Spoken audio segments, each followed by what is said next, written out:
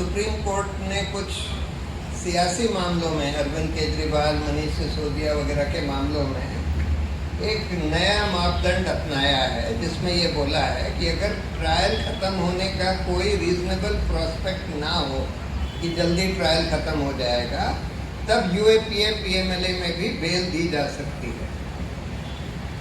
तो मुझे उम्मीद है कि अब जल्दी ही ये जो सुप्रीम कोर्ट ने प्रिंसिपल नया ले डाउन किया है, इसके आधार पर जहाँ जहाँ बाकी लोगों की बेल प्रोसीडिंग्स पेंडिंग है, वहाँ के कोर्ट्स भी अब इन लोगों को बेल देंगे। लेकिन ये बड़ी दुर्भाग्य की बात है कि जैसे उमर खालिद का केस है, बार बार सुनवाई होती है, फिर जज बदल जाता है, कभी जज रिक्यूज कर लेता है, कभी कुछ और हो जाता है, यानी कि तारीख पे तारीख लगती जा रही है बेल जैसे मामले पर भी, जबकि बेल तो तुरंत सुनी जाने वाली चीज़ है, जिस पर एकदम तुरंत सुनवाई होनी चाहिए।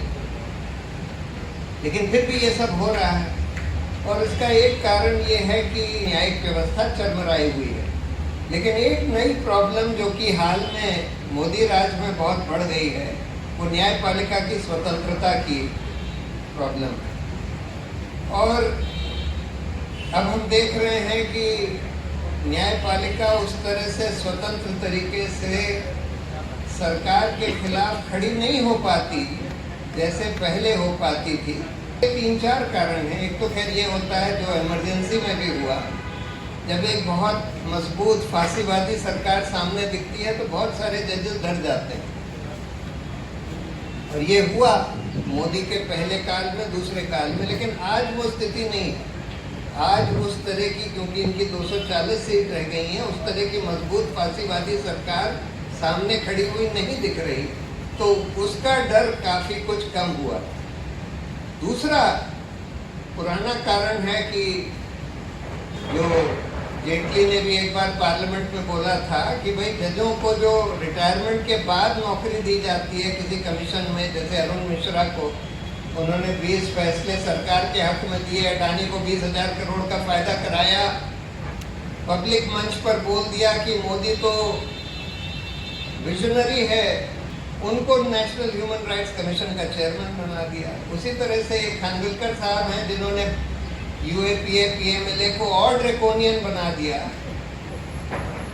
उधर जाकिया जाफरी के खिलाफ केस दर्ज करने का आदेश दे दिया, हिमांशु कुमार के खिलाफ केस दर्ज करने का आदेश दे दिया, उनको अब लोकपाल बना दिया गया है। गोगोई साहब, जिन्होंने अयोध्या का फैसला दिया और रफाल का फैसला दिया, उनको राज्यसभा मेंबर बना दिया है। कुछ लोगों को गवर्नर बना दिया है।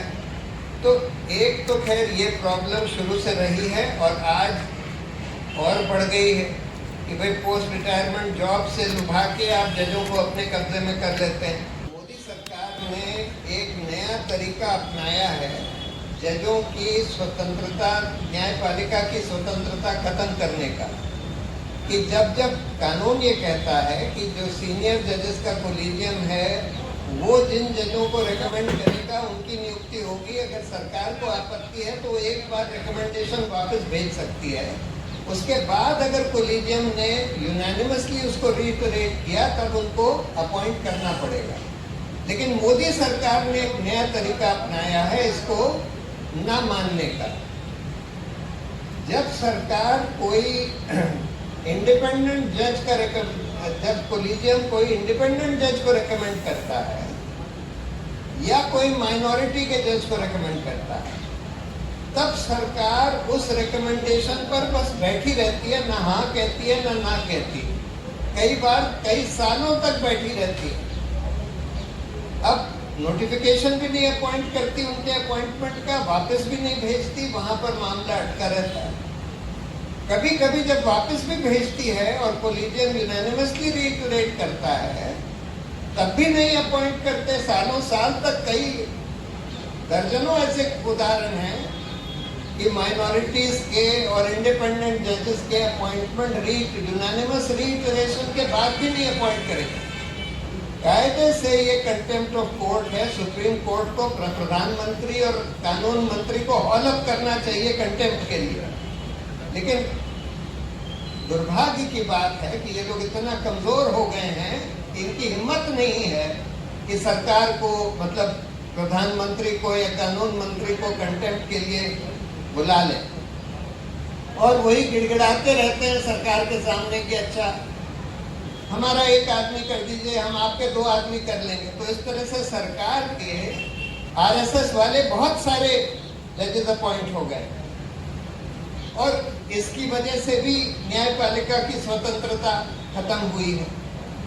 और जो आखिरी कारण है, तो सबसे गंभीर, सबसे भयंकर कारण है। इस सरकार ने एक तरीका अपनाया है कि सब जजेस के ऊपर सारी इंटेलिजेंस और इन्वेस्टिगेटिव एजेंसी से कहते हैं कि तुम इन जजों के ऊपर डॉसियर बनाओ और हमें दो, इनकी पूरी छानबीन करो, इनके बच्चों की छानबीन करो, इनके वाइफ्स, इनके हस्बैंड्स की छानबीन करो, और कुछ भी अगर कमजोरी इनकी निकले तो हमको बताओ। और अगर कुछ भी कमजोरी इनके हाथ में आ जाती है तो उस कमजोरी का फायदा उठाकर उस जज को ब्लैकमेल किया जाता है।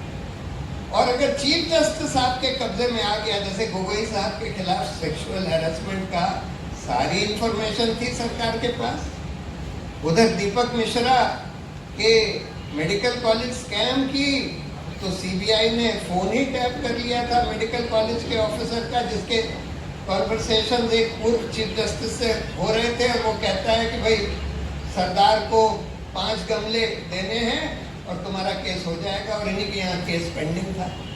तो अगर सरकार कुछ ऐसी चीज पकड़ लेती है तो उसके आधार पर अगर चीफ जस्टिस को अपने घेरे में ले आए, तब तो आधी न्यायपालिका उनके कब्जे में आ जाती है। और यही हुआ, इसीलिए हम देख रहे हैं कि इतने साल से, लेकिन अब सिचुएशन थोड़ी सी बेहतर हुई है जब से ये 24 का लोकसभा का चुनाव हुआ। आखिरी चीज मैं ये कहना चाहता था कि देखिए ये एक इम्प्यूनिटी है पुलिस ऑफिसर्स, ईडी, सीबीआई वगैरह की, कि किसी के खिलाफ भी झूठा आरोप लगाकर उसको जेल में डाल दो, सालों साल उसको जेल में रखो, बाद में बरी हो जाएगा, उनको पता है बाद में बरी हो जाएंगे। लेकिन आपने इतने साल उनके बर्बाद कर दिए और इसका उन ऑफिसर्स के ऊपर कोई असर नहीं आया, यानी कि कोई उनको नुकसान नहीं हुआ, कोई उनकी जवाबदेही नहीं है कि आप झूठा केस बनाकर किसी को 5 साल, 7 साल, 10 साल जेल में रखेंगे और बाद में जब प्रूव हो गया कि बिल्कुल झूठा केस था, कोई जवाबदेही नहीं है। तो ये जरूरी हो गया है कि जज जब फाइनली किसी को बरी करे तो उसमें ये भी रिकॉर्ड करे कि भाई ये झूठा, बरी होने के 2 कारण हो सकते हैं। एक कारण ये है कि आपने झूठा केस बनाया था, आपको पता था कि ये झूठा केस है, जो कि दिल्ली राइट्स में तकरीबन सारे केसेस में हम देख रहे हैं कि झूठे केस बनाए गए। दूसरा कारण ये हो सकता है कि भाई अच्छा केस तो सही बनाया गया था, लेकिन बाद में एविडेंस, वो जो गवाह थे वो मुकर गए या जो कुछ भी हुआ, जिसकी वजह से केस फेल हो गया। तो जज को ये रिकॉर्ड करना जरूरी है कि उसकी राय में ये झूठा केस बनाया था या केस फेल हो गया। अगर झूठा केस बनाया था तो ये भी जरूरी है कि उन पुलिस ऑफिसर्स के खिलाफ सख्त कार्रवाई होनी चाहिए और उनसे मुआवजा, उनके जेब से मुआवजा निकाला जाना चाहिए। आज उन लोगों की जेब से सारा खामियाजा निकाला जाएगा और उन विक्टिम्स को दिलवाया जाएगा, तभी जाकर इन लोगों की कोई जवाबदेही तय होगी, तभी जाकर ये सब रुकेगा। अदरवाइज तो इन लोगों को लगता है कि भाई हमारा क्या जाता है, झूठा केस बना दो, 10 साल बाद बरी हो जाएंगे, 20 साल बाद बरी हो जाएंगे। जब तक इनको कोई नुकसान नहीं होगा तब तक ये सिलसिला चलता रहेगा। तो इसलिए हम लोगों को ये डिमांड करना ज़रूरी है कि भाई आगे से जज ये भी रिकॉर्ड करे कि भाई ये झूठा केस बनाया गया था, और अगर झूठा केस बनाया गया था तो उन लोगों के खिलाफ कार्रवाई हो।